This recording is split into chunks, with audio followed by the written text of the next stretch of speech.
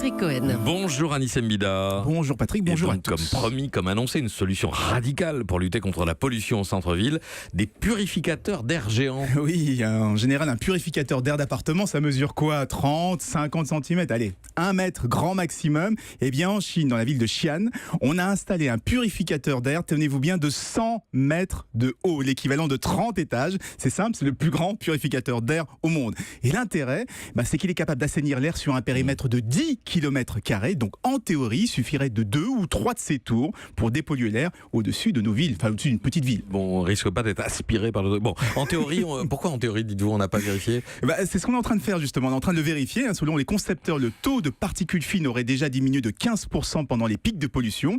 Mais on attend encore une véritable étude, avec des relevés précis à plusieurs endroits de la ville. Et ça, on l'aura au printemps. Parce qu'en théorie, l'idée elle est bonne. C'est une installation solaire, donc elle ne pollue pas. Heureusement, et elle est quand même mais c'est quand même très très encombrant. Mais il faut imaginer un château d'eau de 100 mètres de haut, c'est pas très joli. D'autant plus que pour maximiser les résultats, il faudrait installer ce fameux château d'eau géant en plein centre-ville. Donc vu l'impact visuel, mieux vaut qu'il soit beaucoup plus efficace que les autres techniques comme planter des arbres ou bien régler la circulation. Rien n'empêche de cumuler les techniques, Anis. C'est vrai, mais certains pensent que ça s'enverrait un mauvais signal, parce que si un dépollueur fonctionne vraiment en centre-ville, pourquoi continuer à pénaliser les automobilistes? Vous savez, souvent ils n'ont pas le choix de venir en automobile, et c'est pour ça que je parie que ces aspirateurs à pollution, on les verra d'abord à proximité des zones industrielles et des aéroports. Merci à vous Anis Mbida.